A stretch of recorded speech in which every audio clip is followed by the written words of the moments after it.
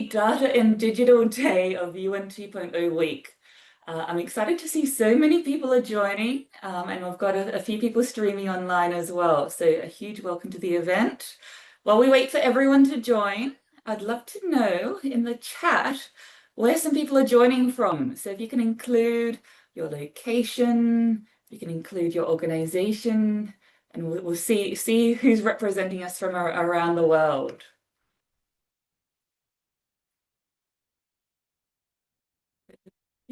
Coming in now. All right. Now, before we begin, I'll always say flag. There's a reaction button right at the bottom of the screen. So can you give me a reaction if you've joined any other events for UN 2.0 week? Yeah, I can see a few people have joined some events. That's nice to see. How about those that are joining their first ever event for UN 2.0 week this week? Any reactions from those people? Okay, great. Okay, very nice. So we've got a few people that are excited to be part of this event today, as we are as well. So we have a packed agenda today. So perhaps we get started.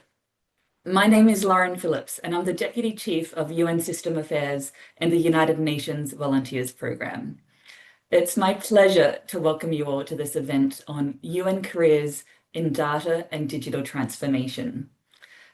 This event is co-led by the One UN Talent Group, and today we are represented by the UN Secretariat, UNEP, WFP, FAO, and UNV. And I want to acknowledge these partners for this system-wide collaboration today.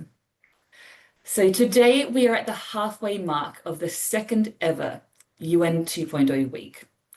So far this week, we have heard many inspiring stories about how the United Nations is embracing the skills, tools, systems, and culture of the future. But what is behind each of these stories? People. So it seems timely that for the next 50 minutes or so, we get to put a spotlight on 4 remarkable people behind some of these inspiring stories. We'll get to hear about their work and learn more about the career paths that have led them here. We'll also see how UN 2.0 skills are truly intergenerational and relevant at every stage of our professional journey. So these speakers are Polina Karolova, Associate Data Scientist in the Office of the Chief Digital Officer in UNEP. Avishan Bujanid, Chief of Information Management Unit in DPPA DPO. Henry van Bergsteden, the Senior Innovation Officer and Head of the Digital Agriculture Unit in FAO. And Diana Klein, the Data Strategy and Data Governance Lead in WFP. But first, a note on the logistics. We have a Q&A and chat function, so please place your questions there and we'll try to respond to as many as possible as the session progresses, and then after, especially when the speakers have finished their intervention. I also encourage you to use that reaction button throughout the event. So whenever you hear an idea that resonates or a story that inspires you, I invite you to give a thumbs up, a heart, or some applause. But first, to officially set the scene, I'm delighted to introduce Jennifer Stanzel, Chief of the Staffing Diversity and Outreach Section in the Global Office of Human Resources in the UN Secretariat. Jennifer, over to you for some opening remarks.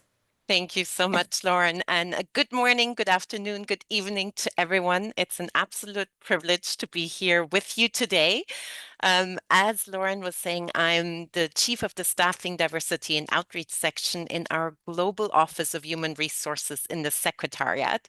And on behalf of that office and the whole Secretariat, a warm welcome.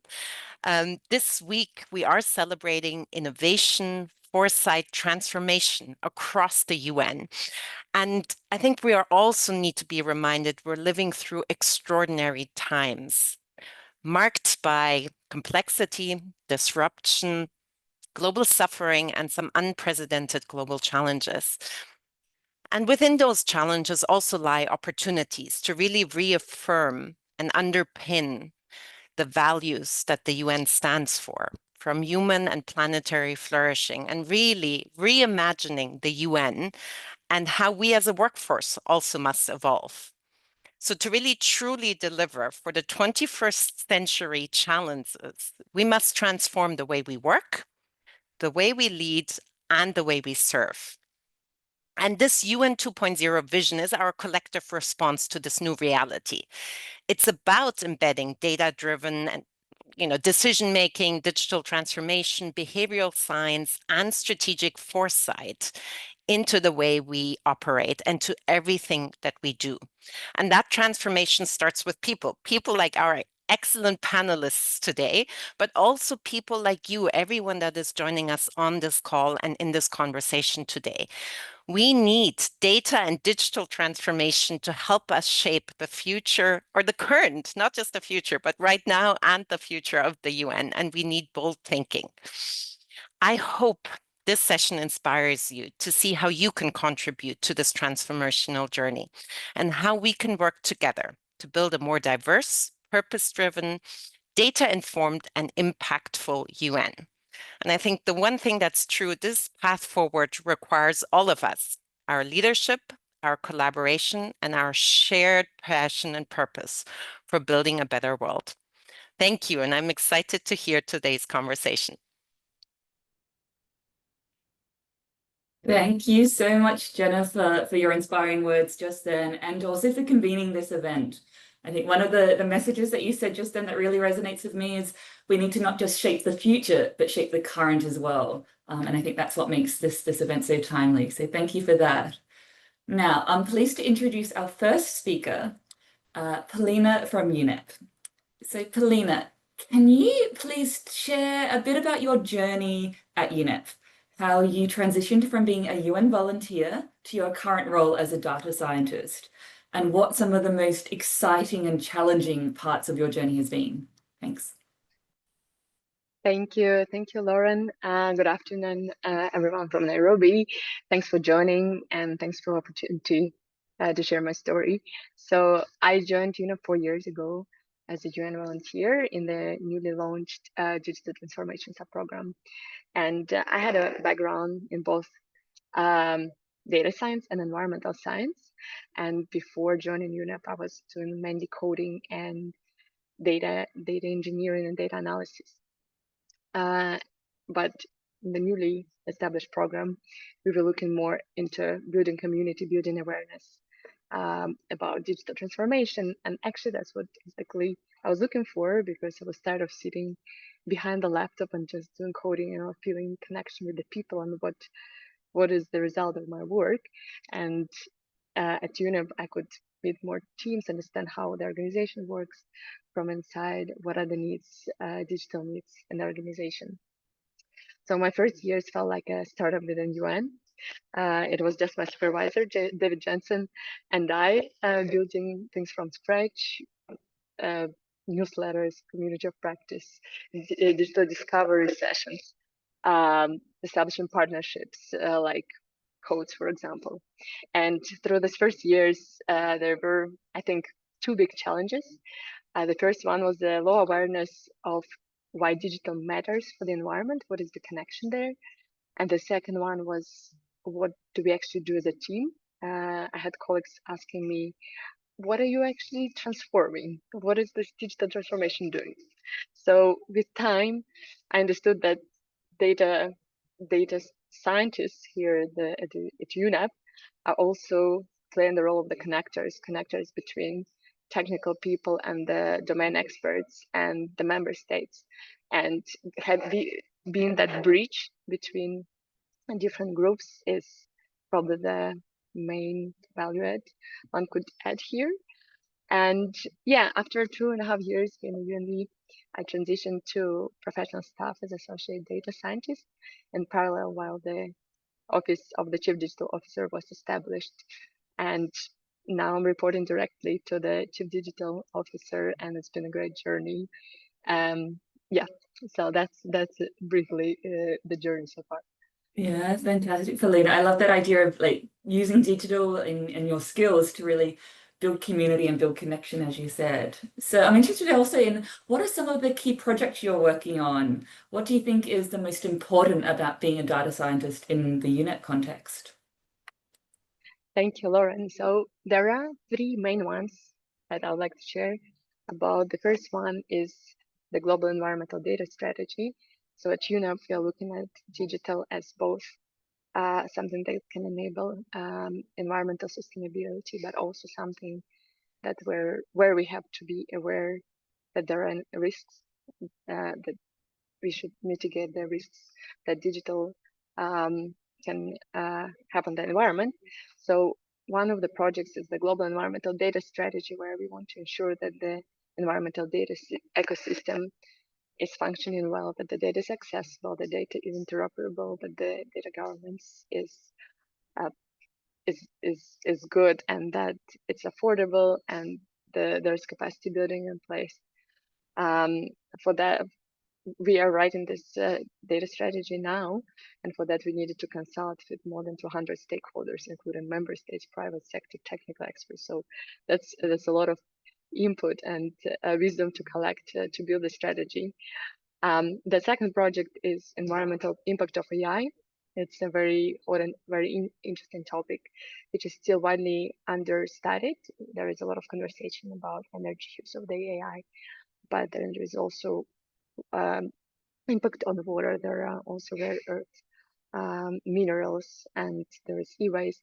So we are trying to look at the impact as a complex problem. And I had an opportunity to co-author UNEP's first AI issues note that was published at last UN General Assembly last year, and it was a great experience also to dive into that topic.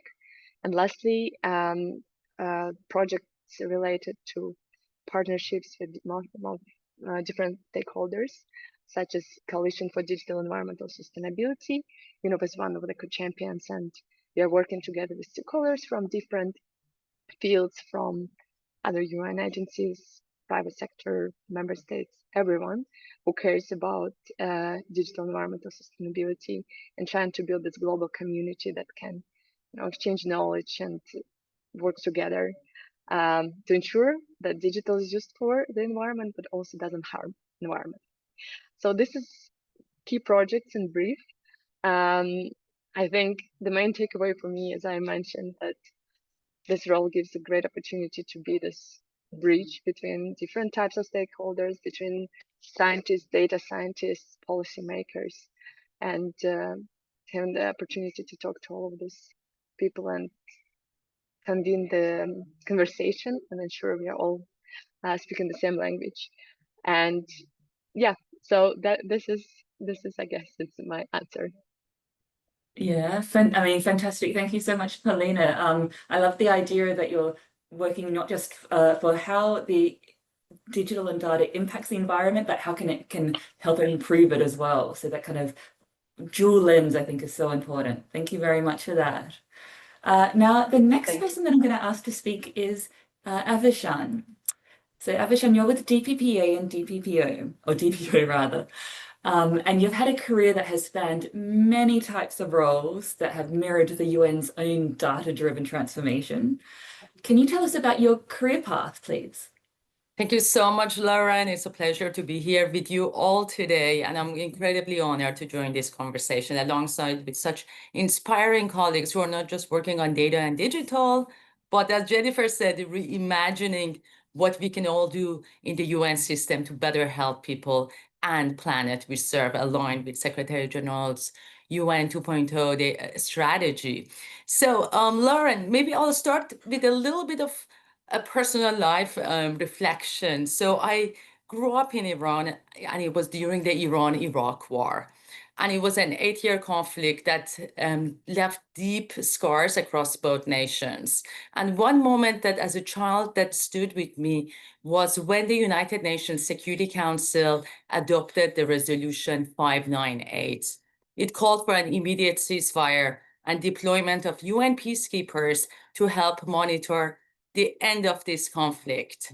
So as a child, I very much understood what the UN was doing and how it has impact on people's life. And that's when I realized that I do want to be part of this international body to stop wars and to make sure that no other child ever go through what I witnessed. So from that moment, I knew I wanted to be part of it. So as I was also growing up, I began to see how technology could transcend borders and bridge the gaps and divides between nations. And you won't believe it, but it was a dial-up modem that showed me the magic of connection, how through technology, people from all over the world can connect, share knowledge, exchange ideas, build understanding. And that's when I realized that, yes, this is what I want to do. I want to be in technology and I want to have an impact. So I studied software engineering. And as I was finishing my master's degree, with some curiosity and perhaps a healthy dose of determination, I started my journey as a UN national volunteer in UNDP country office in Tehran in Iran. And then I learned about UN internship at the UN headquarters in New York. So that took me from Tehran to New York to do a UN internship. As I was doing my internship, I learned about a program called the Young Professional Programs. So I took the YPP exam. It's a very competitive exam. But if you're below the age of 32 and your country is underrepresented, I highly recommend you take a look into it. So I took the exam, I passed the exam, and that was the moment of my dream coming true. So my first professional post was, of course, not doing ceasefire negotiations. It was me sitting behind a SQL Server database, writing queries all day long. And this is the time there was no ChatGPT. So I was writing SQL Server stored procedures. But one thing I learned that the codes that I was writing, it's having impact on our colleagues all over the world. So it's creating data-driven reports and insight that is helping our colleagues to make the right decisions, especially during crisis, especially during a security incident. And this realization led me to pivot towards information management and digital transformation. And that's when I joined UN Peacekeeping, Knowledge Management Guidance, Information Management Unit. I worked on situational awareness, and I saw clearly that building secure, ethical, and accessible information system was not just a technical responsibility, but it was really strategic. Because again, as Jennifer highlighted, it really helps us in the UN peace and security pillar to make decisions based on reliable, high quality data and evidence. So today I have the privilege to lead the information management unit of departments of political and peace building affairs and peace operation.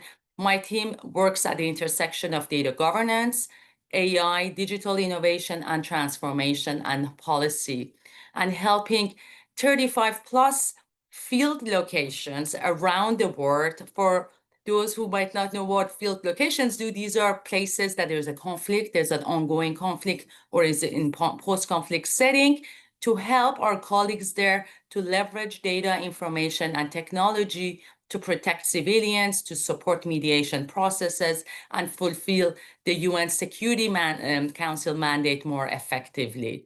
So I must say, Lauren, it's been a journey from a dial-up modem to digital transformation and generative AI. But I think the goal for me has always been the same, to use technology and information as a tool for connection, empowerment, and peace.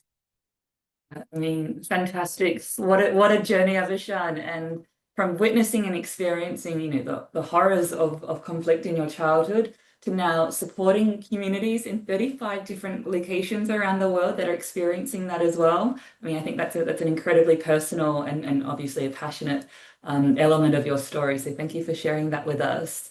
I'm interested also in if you can share some examples about the data and digital work that you've led more recently as well. Surely. So in terms of the project that I worked on, I would say there are two that I want to highlight. I must say I'm really proud that I was one of the co-leads of the UN Secretary General's data strategy. And I also help, and I'm currently helping supporting the implementation of the UN 2.0 and align with SG's data strategy throughout peace and security pillar, so that our colleagues in the field use data as a strategic asset, not just a technical afterthought, and also help support our colleagues to fully understand what it means to build a reliable, high-quality data ecosystem, so that we can also promote reliable, high-quality data to then feed into our AI models, so that we have well-governed data that follows the global standards for ethics, privacy, and sustainability to then feed into our artificial intelligence models. So I think that's an area that I've been really passionate about. Another project that also very much is aligned with SDG's data strategy and UN 2.0 is my team that is working on the Peace and Security Data Hub. So it's an open data portal, and I would be grateful if colleagues could put the link maybe in the chat.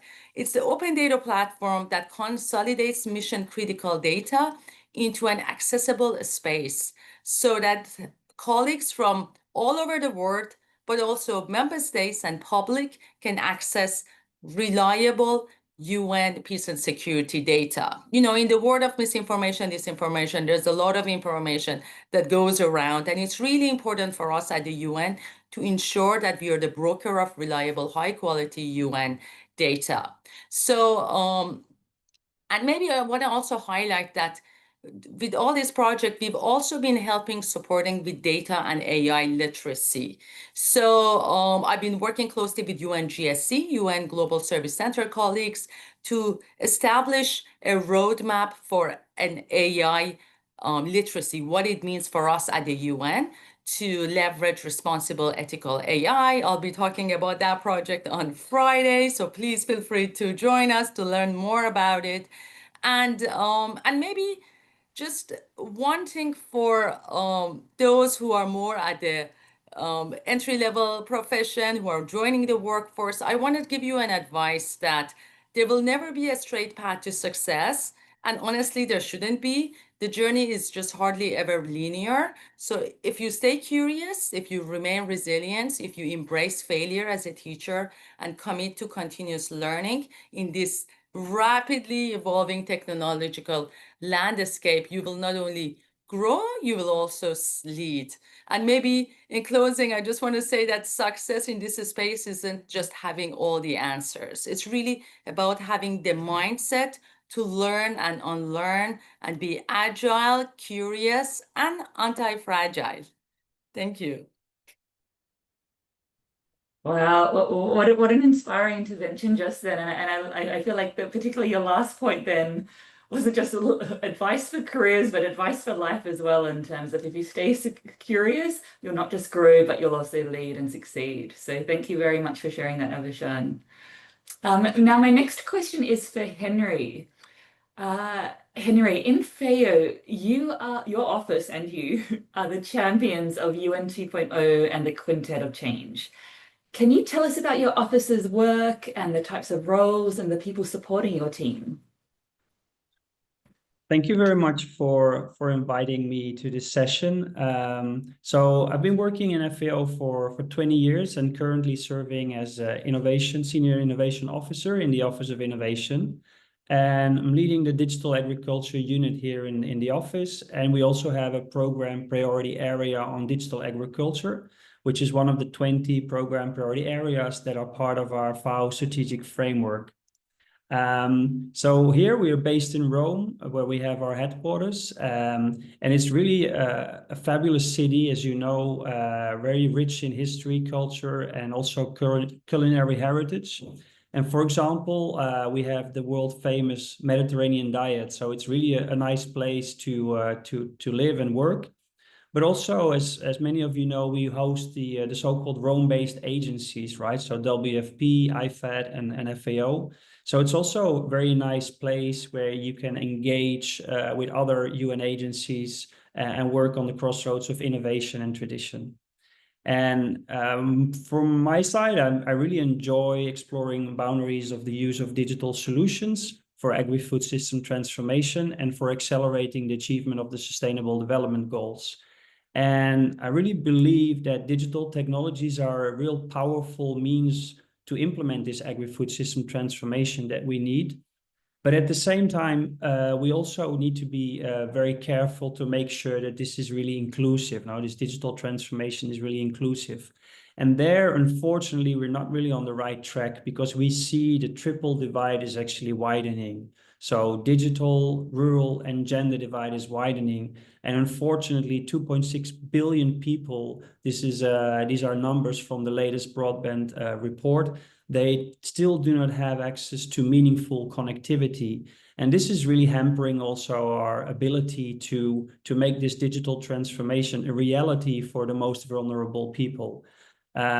So this is really the challenge that we're facing with our team working on digital agriculture, but also within the Office of Innovation, where we are the champion of the Quintet of Change to see how we can make sure that with behavioral science, with innovation, with data, and also with foresight, we can actually meaningfully contribute to accelerate this digital transformation. Fantastic. Thank you so much, Henry. And I'm interested, I mean, you're talking about that scale of the challenge there, that, digital transformation needs to be inclusive. That was it, 2.6 billion people don't have access to reliable internet or connectivity, which is a huge statistic. From your perspective, how can digital agriculture and innovation help bridge these divides and inequalities, especially in relation to these digital public goods more? So, I mean, one of the most exciting projects that I'm currently working on with our team is the Global Network of Digital Agriculture Innovation Hubs. So there we try to bring together innovators, policymakers, farmers to co-create solutions that work across diverse contexts.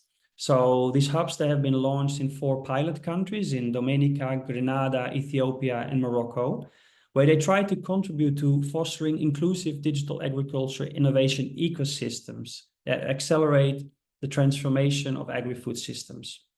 So one way of doing that is, for example, by making available digital public goods. This could be, for example, data, but it can also be open software, open content. And we do that, for example, through our membership of the Digital Public Goods Alliance. And this alliance is a multi-stakeholder alliance that took up the challenge of digital cooperation from the Secretary General. So we're actively contributing through our membership of the alliance together with our partners to make available these digital public goods and digital public infrastructure as sort of raw material for agripreneurs in the countries that are aware of the local context and that are working with the local communities to support them in providing meaningful digital solutions that try to solve the real issues that people in rural areas are facing. So this is one example that we are using. Another one, which is a very exciting activity that we recently started, is the Digital Agriculture and AI Innovation Dialogue that is now producing the roadmap. And the roadmap is guiding countries in leveraging emerging technologies for smarter, more resilient agri-food systems. And this work also aligns closely with UN careers in data, innovation, and digital transformation. And people that are familiar with our strategic framework know that data, innovation, and technologies are 3 of our core accelerators to work on our strategic framework. Yeah, fantastic. Thank you so much, Henry. And I love the idea that you're bringing together the innovators, the policymakers, the farmers, and really bridging that from the technology and data, opening that up to make sure that all the solutions that you're helping to deliver are really locally driven. And I think that's a great example of the power and the impact that UN 2.0 can be having in the UN. Thank you for that. Now, the final speaker that I'll ask to present is Diana. So Diana, I'd love to hear about your role, particularly as we know that WFP is mainstreaming innovation right across its work. So can you tell us about how innovation approaches are helping WFP achieve its goals? Thank you so much, Lauren, for the introduction. And thank you, everybody online and colleagues, for providing me this opportunity to give some insights and perspectives on data and digital transformation in WFP. I've been actually working in WFP for 17 years now in the technology division. I've been fortunate enough to work in both the global HQ, the regional, and country office contexts. So this is where the crux of our data and digital transformation occurs, is how do we bring solutions, innovations, and technology to our frontline operations so that we can provide the most impact for our the people that we assist. So WFP makes a profound impact through its mission to combat hunger and improve food security globally. And we do this by providing life-saving assistance to those in need, fostering resilience in vulnerable communities, and really empowering individuals with sustainability in mind. Now, WFP is playing a vital role in addressing these challenges, and data and digital are pivotal in achieving these goals. It enables us to optimize our operations, enhance decision-making, and really enable the use of innovation throughout our activities. As an example, WFP using data and digital can predict and respond to food crises with greater precision and stretch every single dollar that we receive to achieve the most optimal outcomes. And so this is really, for us, one of the key benefits and advantages of having strong data and digital in WFP. And innovations is actually one of our cornerstones in delivering this, as well as technology. Our innovation is actually how we term it is part of our DNA. It's what we want to use to achieve our goals. And we have a strong innovation network, and our innovation accelerator is one of the core components of how we deliver this in WFP. In conjunction, our technology division, who is working very closely with the innovation accelerator to bring technology and AI and innovations together for the organization. Yeah, I mean, fantastic kind of examples already in terms of what you were saying about bringing solutions to the frontline operations to really maximize the impact and stretch every dollar, which we know is more important than ever these days. So thank you for these thoughts, Diana. I do have another question for you. Looking ahead, how do you think emerging technologies and AI will be used in the future in WFP?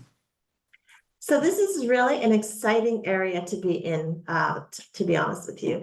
Right now, every word almost is focusing on artificial intelligence, machine learning, and emerging technologies such as quantum. And how can WFP and UN organizations harness these technologies and these concepts to bring real world value and impact to what we're doing? And I think that's the key. For WFP, we just launched our AI strategy, our global AI strategy, earlier this year.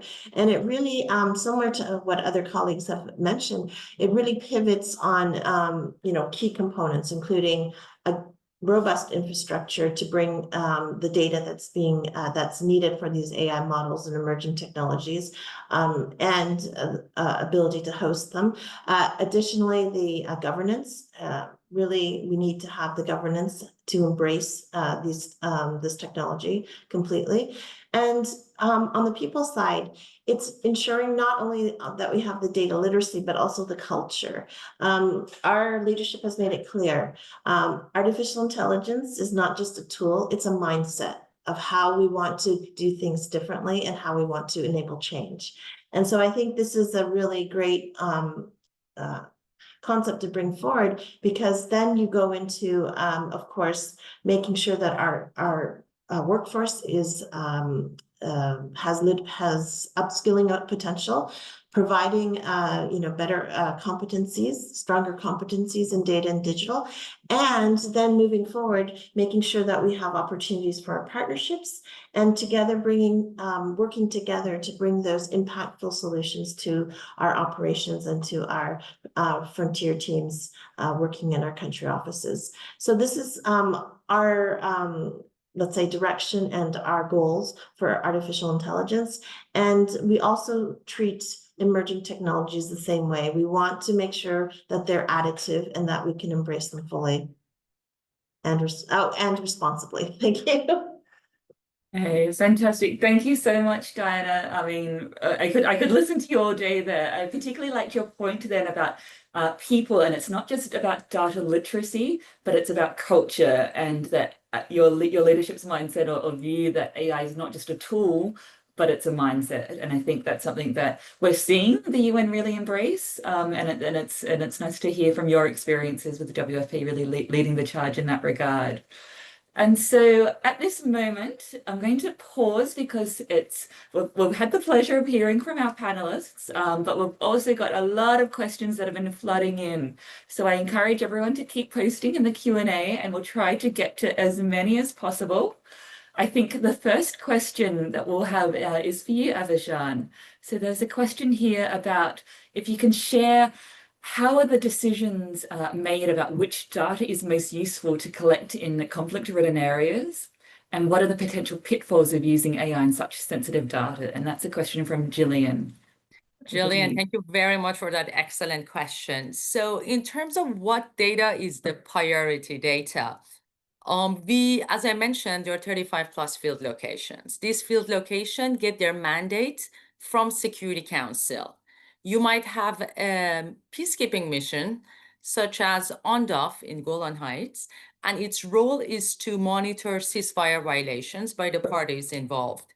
So the core priority data for the context of that mandate is collecting ceasefire violation data sets.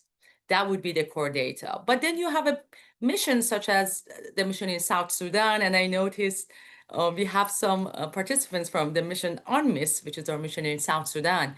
It has a mandate on protection of civilians. So it's a very different type of mandate. This is a mandate that needs to ensure that the civilians are protected from the horrors of war.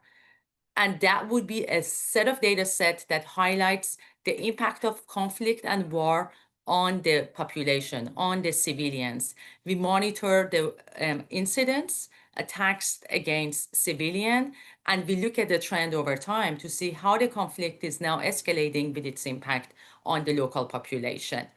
But I also want to highlight that it's also very interesting that it's not just structured data. Satellite imagery is also an amazing data set in areas where peacekeepers, humanitarians might not easily be able to get in to understand how, for example, establishing a local market can help support creating settlements and bring in coexistence. So you can look at satellite imagery over time to see like some of the efforts that our colleagues in civil affairs are doing or having an impact on bringing different entities and colleagues and people together to work together to create coexistence. So there are so many different data sets that we look at depending on the mandate that we receive from Security Council. Your second question is absolutely important.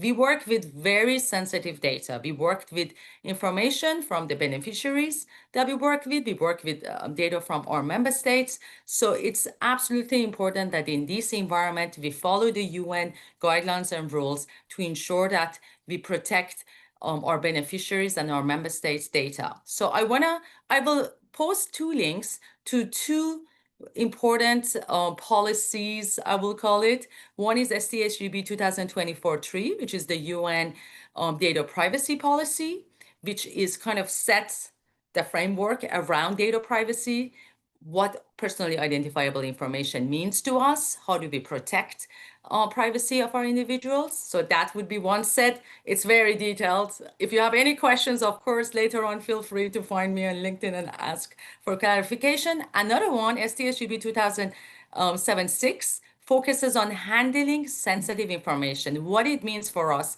to have a strictly confidential information versus confidential versus unclassified versus public, the data that we publicly share with our member states. So I'll be posting those two links for you. These are two very comprehensive frameworks that we have that sets the framework for us as we are also designing the AI systems and beyond to ensure that we protect the privacy and the rights of people we serve.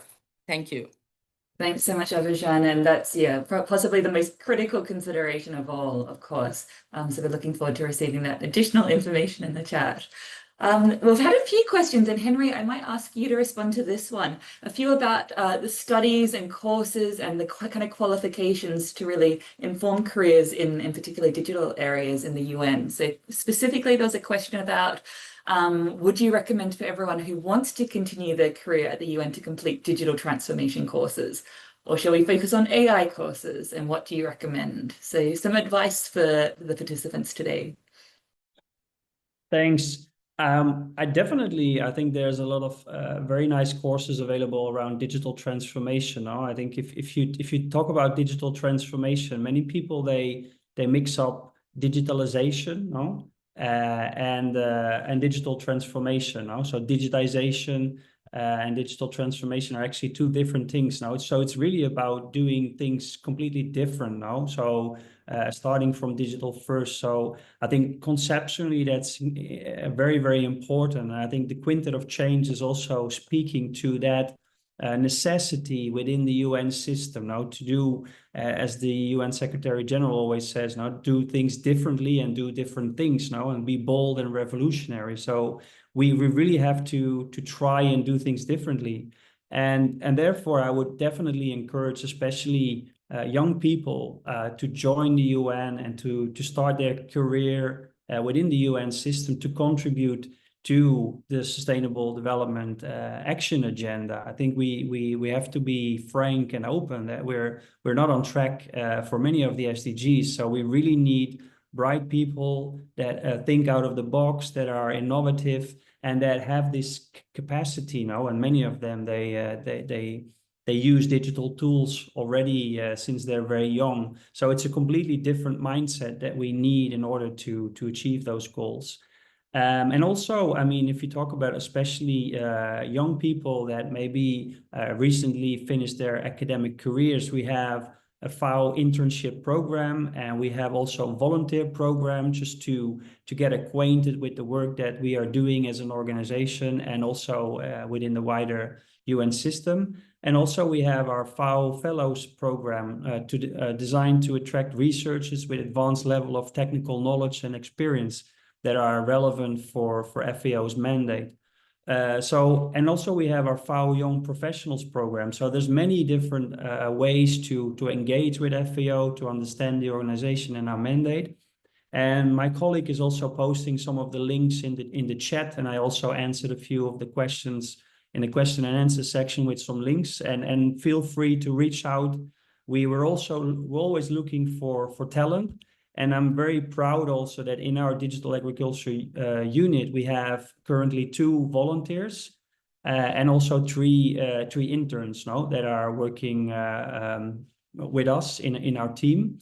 And as a whole in FAO, we are currently hosting also 189 interns and 17 volunteers and 47 UN volunteers in various duty stations in the world. So we're very happy and proud to engage with young people in that way, and we're hoping that they are willing also to start a career here in FAO to contribute to our strategic framework. Thank you so much, Henry. And yeah, it's great to know about the different pathways that people have, regardless of their backgrounds and their skills, to really contribute to FAO's work as well there. Thank you.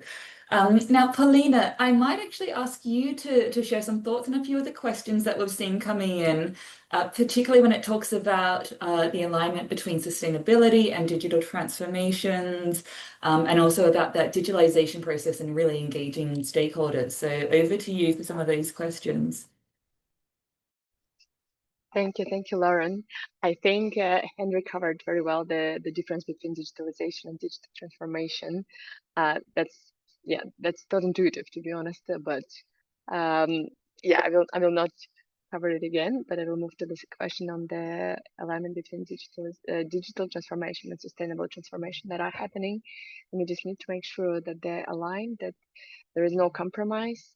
Of course, technology is evolving, and whenever it is evolving, we need to ensure we mitigate the risks of it, both on human rights but also on the environment, and that we keep our hand on the pulse and ensure that digital technologies are used for good. And that's exactly what Coalition for Digital Environmental Sustainability is doing. Everyone is welcome to join. It's an open coalition for everyone in the world, both organizations and individuals. I also put the link in the chat.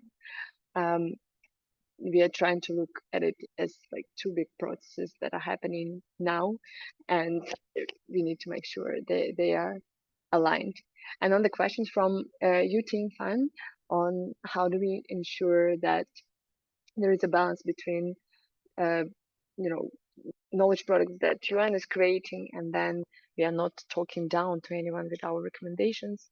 I think the answer is in that dialogue, to having these conversations early on, to ensure that whatever UN, UNEP in our case is proposing is reflecting the needs of the member states, of people, that we create something that will be used, that is useful, and we co-create it together. And for example, when we are working on the global environmental data strategy, we organized many consultations to hear different voices, because of course, from different parts of the world, the needs are different as well, and we cannot write one document that will solve all the problems, and one pill will not fix that all. And so it's important to keep in mind and continue the conversation. Thank you. Yeah, fantastic. Thanks, Polina. I wish it was as easy as one document could solve all the world's problems, but we live in hope, and until then, I certainly appreciate the efforts that UNEP goes to really engage different stakeholders in very different ways, as you've spoken about. So thank you for that. Diana, I might ask you a question that's come up in the Q&A here about the skill sets needed in terms of real digital transformation. So one of the questions is from Daniela, and she says, I think when it comes to digital transformation, we must also cover or consider two aspects: change management to introduce new technologies and measuring impact of those. So what are the skill sets that are needed to go through both those elements of the journey? Thanks, Diana. Yeah, thank you. And what a great question.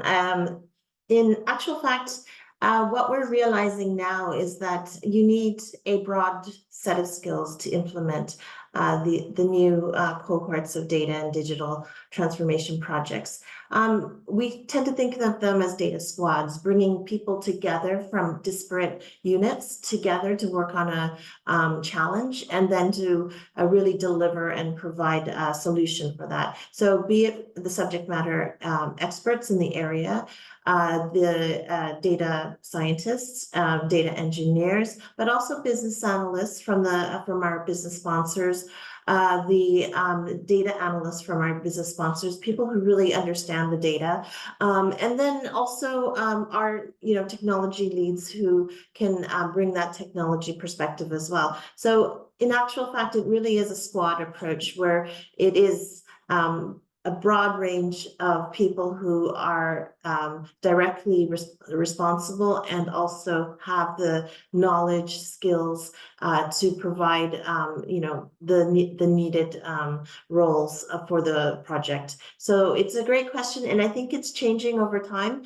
And this is one of the aspects where this is why upskilling is so important, and being able to have training programs so that more people can participate in these squads as we move forward. Thank you so much, Diana. I love that idea that it's a squad approach, because that's absolutely, I guess, what it feels like in the UN, not just within entities, but across the UN as well. So great to get those insights from you. Thank you. Now, unfortunately, we're almost out of time, so we will need to wrap up now.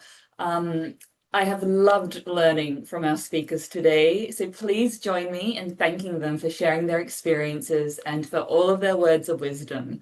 I think it was fantastic to get those really unique insights. I think it's rare that we have this opportunity to hear from such an esteemed group of speakers, so thank you for that. I also want to thank the One UN Talent Group again for hosting this event. And finally, I want to thank all of you for your engagement and your time, the wonderful reactions that have been coming through, the wonderful questions, and we hope to kind of keep this conversation alive going forward. Now, if you would like to find out more about UN careers in these areas, we've shared some resources in the chat. You can also follow on social media where you'll get the latest information on upcoming opportunities as well. And now we also have a very short survey about this event. So we're always keen to be learning and improving. So we'll have a QR code that will shortly appear on the screen. It's just being shared now, and we really welcome your feedback. It only takes a minute. So if you can, I think we've got the next QR code, and we'll be able to find out or get really some information from you as well about how we can make these events better in the future. And with that, unfortunately, it's time to wrap up. So I'll close this event. But I really want to say we look forward to you joining us as we advance careers in data and digital transformation in the UN in the future. Thank you.